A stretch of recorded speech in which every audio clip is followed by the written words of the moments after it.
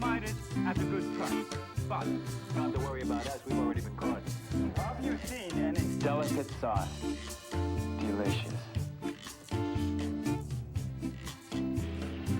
can you answer our question?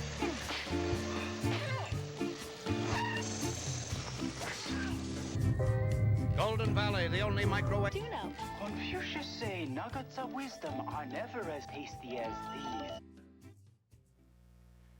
Sometimes television series are so popular, they go into what's called syndication. And, you know, this is beyond the first series of reruns, but for years later, they can be playing on some various other channels, cable channels or whatever. Such as Star Trek is a good example. But one show that I worked on is undoubtedly has his huge following. It's called MASH. And that TV show has diehard people who know every episode and all kinds of stuff. And that's still running. I did it, I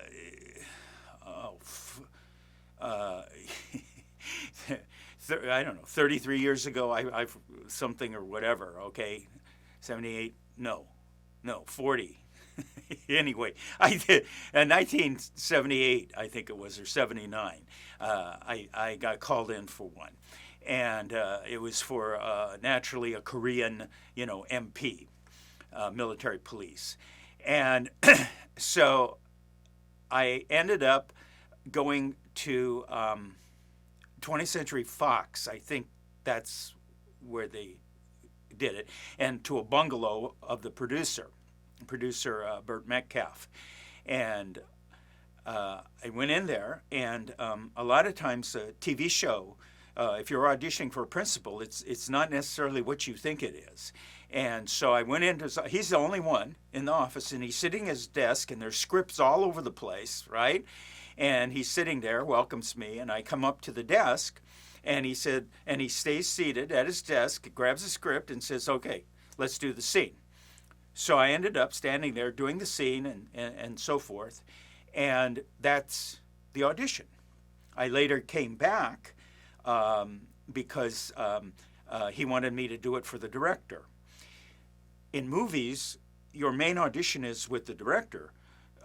But in TV, a lot of the television directors are out doing another show. Well, this one's being cast, the next one's being cast, and then they come in at the end, maybe, to give sort of a final approval or whatever. So anyway, that's how some of the TV shows you end up being cast. Well, I spoke with my LA agent, okay, and they said, they want to cast you for that part in MASH, but they're only going to pay this amount, and they won't go any further. We discussed this because at the time, I did not work for Scale. Scale is minimum union. Also, what people don't realize is that the producer, in order to pay you Scale, needs to pay Scale plus 10%, because the Screen Actors Guild Union won't allow the agent to take their 10% commission from Scale. So minimum is Scale plus 10 is what it's called. Scale plus 10% of minimum, and that's, what was offered. I don't want to say too much about this. Maybe I'll get into it in another story. But at the time, most of the Asian actors were with this one agency. And I chose not to go that route. Actually, that's a whole nother story. I don't even want to get into it. But anyway, I chose to go a different route. And so some of these shows and movies, it was Scale plus 10, take it or leave it. So we left it. I'm sure they weren't upset, but that didn't quite sit right or whatever. So there ended up being a negotiation. In this particular case, although I didn't get what get normally, which at that time was, I forgot what scale was, but I got a little bit less probably than double scale instead of scale, plus 10, and co-star billing. That was my thing. This is my price. Okay, once you go to a certain price, $750 a day plus 10 and co-star billing. Once you go to that, you don't come down. But anyway, in this particular case, we turned it down. We turned down MASH. They weren't quite used to that, and they got back, but okay, $50 more, this or that or whatever, something. All right. So it got down to being settled.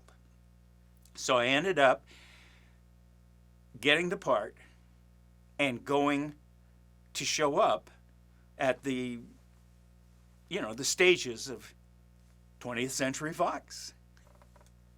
So I show up at the shooting stage at 20th Century Fox, and the first person that came up to me was the actor, who just a great guy. I'd never met him before. He's just so personable, so friendly. He played the part of Radar in the series. He introduced himself and then brought me in. A lot of people don't do that. And then he brought me into the sound stage, and then I checked in and all this other stuff. Well, when I walked in, the first thing I noticed was, here's this big sound stage. They're big, you can build like a little street in the things. And in the middle of the sound stage is an army tent. Now, it's a large tent, probably like sleeps a dozen people or a dozen soldiers or whatever, but it's so small compared to the entire sound stage, and it's there sitting in the middle. And there's equipment and cameras and everything flying all over the place or whatever. So I ended up checking in, going to wardrobe, makeup, getting suited up, and all of this other stuff, and then head in for the shoot. Now, the way they shoot those scenes in MASH is, with the tent in the middle of the sound stage, is, let's say the camera angle's going this way, they lift up that part of the tent, the army tent, and then all of the cameras and equipment and stuff and the lighting is facing that way, and when they get the turnaround, that's where the reverse angle of that, then they drop that side of the tent, go on the other side, they lift up that side of the tent, and then they shoot the other angle, okay, the turnaround angle, reverse angle. And the thing that strikes you the most when shooting in the tent is it takes a lot of equipment, to light and sound and people and everything. And you're shooting inside this real 12-person tent or whatever it was, right? Not some little tent, but, like a squad would be in the tent or something like that. But even still, it's just jammed. It's just jammed with equipment. And so when you actually shoot the scene and you're getting what's called coverage, that means you get camera angles of close-ups or close shots in which you've got dialogue and stuff like that, and then you edit them together, to make the whole scene. Many times, particularly on the closer angles, your EYE, your eye line, by the way, I don't want to turn this into a teaching video, but anyway, your eye line needs to be a certain height, a certain angle in relation to the camera angle, so that it looks like when it cuts, I'm talking to the other character, but in reality, what I'm talking to is a light stand, because Alan Alda can't fit in there. He's giving his lines over there, which means acoustically, the sound is coming from that direction, but it's supposed to be coming from that direction. You have to learn how to do this if you do principal camera work. And so you can't let this throw you off. This is why in the teaching videos that I do, I put a lot of emphasis on this, because it would be a rare class that teaches this, unless you're a filmmaker, maybe. But that's the way it is, you know. And this is what you have to shoot, and we have to believe, not that you're looking at a light stand saying your line, but you have to believe that you are focused and engaging on the other character. Once you learn how to do this, is not brain surgery. Once you learn how to do this, you know, then you can do it. But at first, if no one's ever showed you or whatever, it can be very intimidating. So anyway, that shoot went very well, and it was so funny. After I wrapped the shoot, I'm walking away from the tent, and the producer, Burt Metcalf, comes up to me and says, "You were worth it." Okay, so anyway, I was worth the, extra whatever it was, okay? But that's much better than don't let the door hit you on the way out, right?